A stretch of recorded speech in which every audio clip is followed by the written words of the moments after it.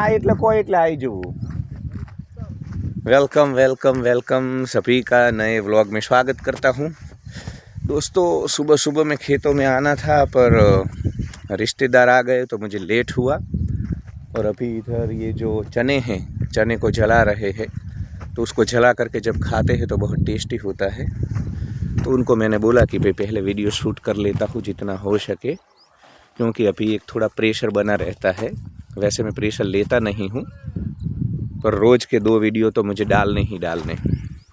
आज थोड़ा पवन है तो विंड का भी डिस्टर्बेंस आएगा। तो दोस्तों आज बात करनी है कि कभी डायनासोर रूल करते थे पूरे धरती के ऊपर, और उसी प्रकार आज हम होमोसेपियंस मनुष्य रूल कर रहे हैं। और हमने इधर अपनी कॉग्निटिव स्किल से बड़ी बड़ी बिल्डिंगें बना ली, हमारे लिए सब सुख सुविधाएं पैदा कर ली, और हमारी कॉग्निटिव स्किल के कारण इंटेलेक्चुअल जो हमारा एक ढंग है सोचने का, उसके कारण हमें लगता है कि हम स्मार्ट हैं, हम होशियार हैं, और मनुष्य सदैव इसी भाव में रहता है। परंतु उसे पता नहीं है कि उससे भी स्मार्ट है प्रकृति। तुम झिंगुर मरकट कीड़े मकोड़े बिल्कुल भी स्मार्ट नहीं हो। प्रकृति और ये खेल जो पूरा है अस्तित्व का, वो तुम्हारा यूज़ कर रहे हैं। तुम्हारे भीतर आहार निंद्रा भय मैथुन की भावना प्रकृति ने रखी है, और उसी से ये खेल चलता है। तुमको लगता है कि तुम सब कुछ कर रहे हो, तुमने ये पा लिया, तुमने वो पा लिया, परंतु ऐसा बिल्कुल भी नहीं है। प्रकृति चाहती है तब तुम्हारे भीतर हार्मोनल चेंज करती है। प्रकृति 16, 15, 16, 14 साल के जब तुम होते हो तो तुम्हारे भीतर शारीरिक आवेग डालती है, क्योंकि प्रकृति को अपना विस्तार करना है ना। इधर उसको अपना खेल चलाना होगा, तो स्त्री पुरुष दोनों में आकर्षण हो, उस प्रकार के भाव पैदा करने होंगे। और तुम्हारे हाथ में कुछ नहीं है, तुम मात्र साधन हो, तुम प्रकृति के गुलाम हो। प्रकृति तुमसे सब कुछ करवा रही है। ठीक है, तुम जब जीवन मुक्त हो जाते हो तब तुम प्रकृति के इस खेल में मास्टर हो जाते हो, तुम राजा बन जाते हो। परंतु जब तक तुम जीवन मुक्त नहीं हो, जब तक तुम जागृत नहीं हो, तब तक प्रकृति तुमसे सब कुछ करवा रही है। इधर जो भी प्रवृत्ति होती है रजोगुण में, तुम पद के पीछे भागते हो, प्रतिष्ठा के पीछे भागते हो, सत्ता के पीछे भागते हो, तुम्हें महत्व चाहिए, तुम्हें इधर मान चाहिए। ये जो कुछ भी भाव है ना, वो प्रकृति ने तुम्हारे भीतर रखा है, क्योंकि ये खेल चलता रहे। तो झिंगुरों मरकटों कीड़ों मकोड़ों, अपने आप को स्मार्ट मत समझना, तुम कुछ नहीं हो। प्रकृति बस तुम्हें साधन बना करके उसकी एक कठपुतली हो, तुम कठपुतली से ज़्यादा कुछ नहीं हो। प्रकृति इधर अपना सतो रजो तमो तीनों गुणों में अपना खेल चला रही है। तो अब तुम्हें सवाल होगा कि भाई तो क्या करे, प्रकृति की कठपुतली न बने, साधन न बने, इस खेल में न रहे। खेल में रहना है, जागे हुए इंसान भी खेल में रहते हैं। जीवन मुक्त जो लोग हो जाते हैं वो भी खेल में रहते हैं। दशमेश पिता कलगीधर बादशाह स्वयं परमात्मा, उन्होंने भी 21 युद्ध किए, इधर सब कुछ किया, परंतु वो जीवन मुक्त थे। एक सोया हुआ इंसान, माया के आवरण में लिप्त इंसान युद्ध करता है, वो अलग युद्ध करता है। और जागा हुआ इंसान जब समष्टि के हित के लिए, लोगों के हित के लिए जाग कर युद्ध करता है। जीवन मुक्त थे दशमेश पिता कलगीधर बादशाह गुरु गोविंद सिंह साहिब। जब साहिबजादों की शहादत हो गई, कितना उनके जीवन में आप देखो कितना डिजास्टर। मैं तो बोलता हूँ कि भगवान राम के बाद या राम के जितना ही डिजास्टर अगर किसी के जीवन में रहा, पूरा जीवन एक युद्ध रहा, संघर्ष रहा, वो दशमेश पिता कलगीधर बादशाह का था। पर वो जीवन मुक्त थे, वो स्वयं भगवान बन चुके थे, परमात्मा थे। तो उन्होंने इधर जो खेल हुआ उसमें वो कभी उलझे नहीं, उन्होंने जो ज़रूरत थी वो किया। उसी प्रकार राम भी जीवन मुक्त थे। तो ऐसा नहीं है, देखो क्रिकेट के नियम से चलता है। अब आप क्रिकेट की खेल कर रहे हो तो आप ऐसा नहीं बोल सकते हो कि भाई मैं कैच नहीं करूँगा, मैं किसी को आउट नहीं करूँगा, ये तो खेल है। खेल में तो खेल के नियम से ही चलना होगा। तो संसार में हमें रहना है, सब कुछ करना है, इधर प्रेम करना है, हमारी जिम्मेदारियां निभानी है, ज़रूरत पड़ने पर युद्ध भी करना है, सब कुछ करना है इस खेल में, परंतु जीवन मुक्त हो करके जागरूकता का भाव बना रहे। संसार में जीवन मुक्त भी रहते हैं और माया में रहने वाले भी रहते हैं, परंतु माया में रहने वाले लोग सुख दुख बहुत पाते हैं और जीवन मुक्त सुख दुख सभी प्रकार के मानवीय भाव से ऊपर चला जाता है। वो बाज बन जाता है। बाज देखो तुम, बादलों से बिजली से ऊपर उड़ता है माया का। तो इसी प्रकार जैसे बाज ऊपर उठता है और नीचे बिजली बादल बारिश ये सब होता रहता है, उसी प्रकार जीवन मुक्त ना वो बाज की तरह ऊपर चला जाता है माया के खेल से। तो वो खेल में रहेगा, जीवन मुक्त खेल में रहेगा। वो आपको लगेगा कि वो तो पूर्ण संसार में है, परंतु जैसे जल से कमल का पत्ता पानी से अछूता ही रहता है, पानी में रहता है पूरा जीवन। कमल का पत्ता पानी से कभी पानी को छूने नहीं देता है, उसी प्रकार जीवन मुक्त इधर संसार में रहता है, रजोगुण में प्रवृत्तियाँ करता है, बिजनेस करेगा, सब कुछ करेगा जैसे अन्य लोग कर रहे हैं, परंतु उसके भीतर जागरूकता का भाव बना रहता है कि ये खेल है, ये नाटक है। तुम महाराणा प्रताप बनते हो, शिवाजी बनते हो रंगमंच पे, नाटक में, खेल में, तो तुम अच्छे से अच्छा बनते हो, तुम अपने कैरेक्टर को पूर्णता से निभाते हो। तो ऐसा नहीं है कि इधर सब कुछ छोड़ करके हिमालय चले जाना है। ये गलत अर्थघटन कर दिया है हमने भारत के अध्यात्म का। भारत का अध्यात्म मतलब सब कुछ छोड़ देना।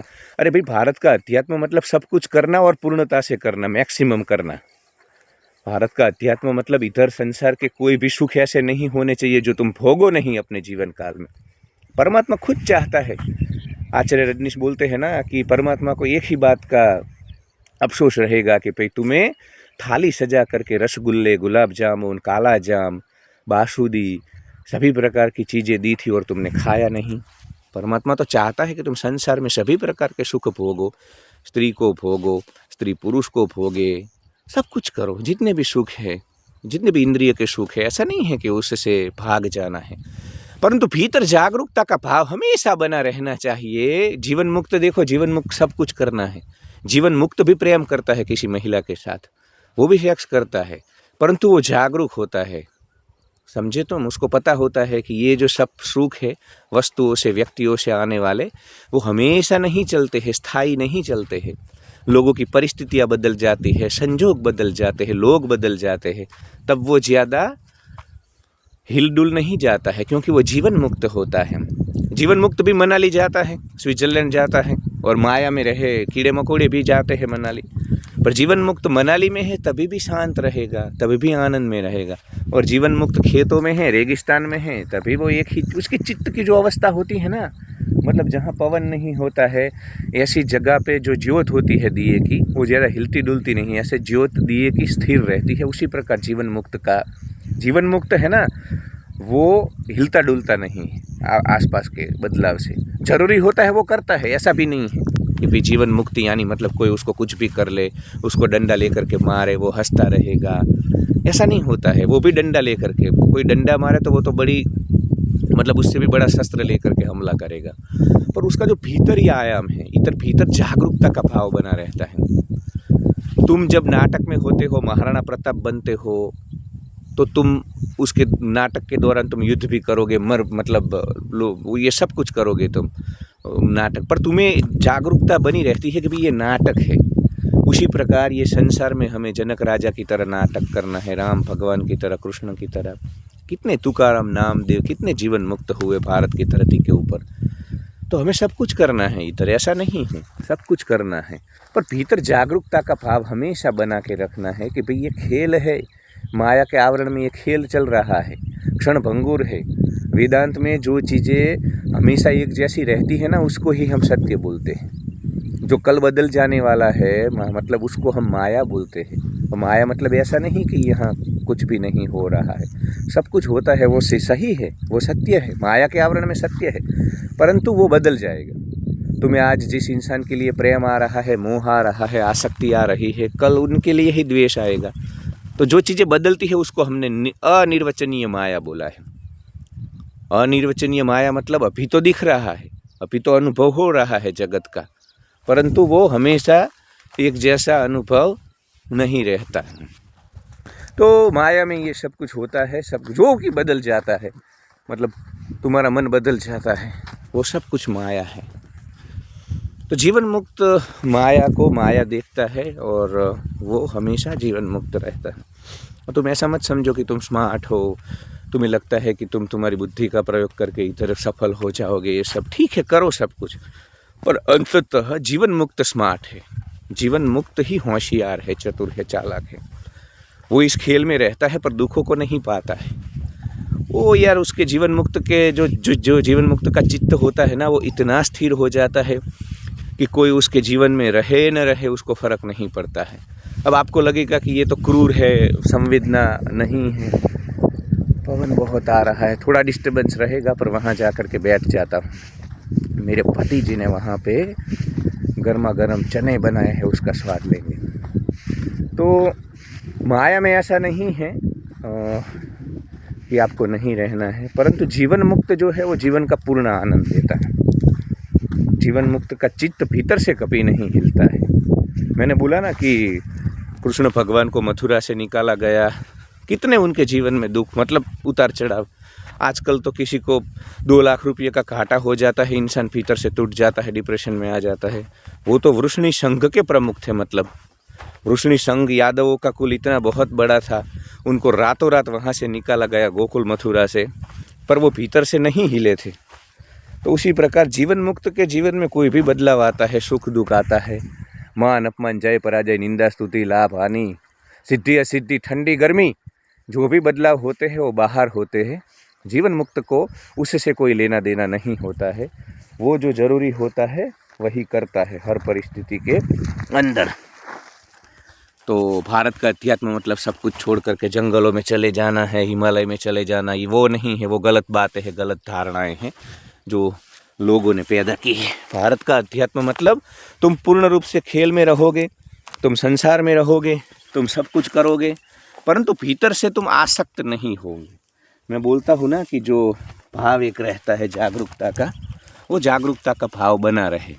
ध्यान इसीलिए तो करते हैं हम। ध्यान से तुम मन के साक्षी होते हो, विचारों के साक्षी होते हो, चित्त के साक्षी होते हो।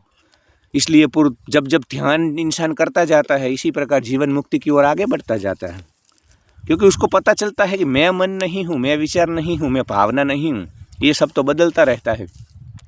ये मन, जब तुम मनाली जाते हो पहले दिन, तो तुम्हें मनाली ही स्वर्ग लगता है, ऐसा लगता है अभी तो कभी गुजरात नहीं जाना, ऐसे लोग बोलते हैं जो मेरे साथ आते हैं। पर वही लोग फिर 10वें दिन उनको गुजरात आने की तीव्रता है। तो मन बदलता है, विचार बदलते हैं, भावनाएं बदलती है, और जो कुछ भी बदलता है वो सत्य नहीं है, वो माया के आवरण में ही खेल हो रहा है। तो तुम स्मार्ट नहीं हो, प्रकृति तुम्हारा उपयोग कर रही है। प्रकृति ने तुम्हारे भीतर रजोगुण रखा है, मोह आसक्ति रखी है। माता को अपने पुत्र के प्रति आसक्ति हो जाती है, तो प्रकृति चाहती है कि वो बच्चे को बड़ा करे, इधर खेल चलता रहे।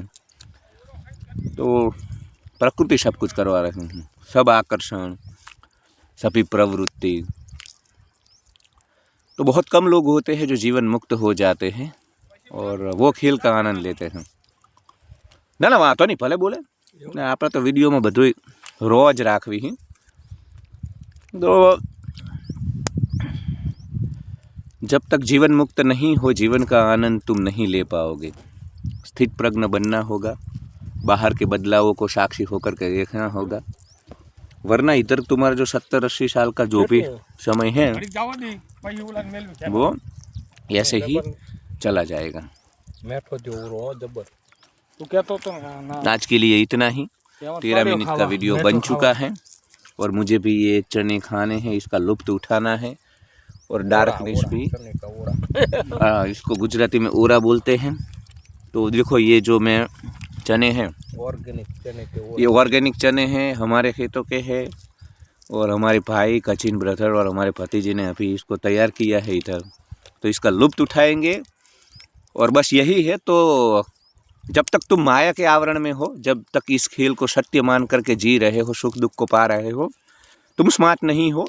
तुम स्मार्ट तभी हो जब तुम इसको खेल जानते हो और खेल तुम्हें ज़्यादा परेशान नहीं करता है। अपना रोल तुम अच्छे से प्ले करोगे, तुम अच्छे से अच्छा पति बनोगे, पत्नी बनोगे, पुत्र बनोगे, फैमिली मेंबर बनोगे, प्रेम भी तुम सब कुछ करेंगे। परंतु तुम जब तक जीवन मुक्त हो तभी तक तुम स्मार्ट हो, वरना तुम झिंगुर मरकट कीड़े मकोड़े ही हो। Thank you so much for watching. Like, share and subscribe.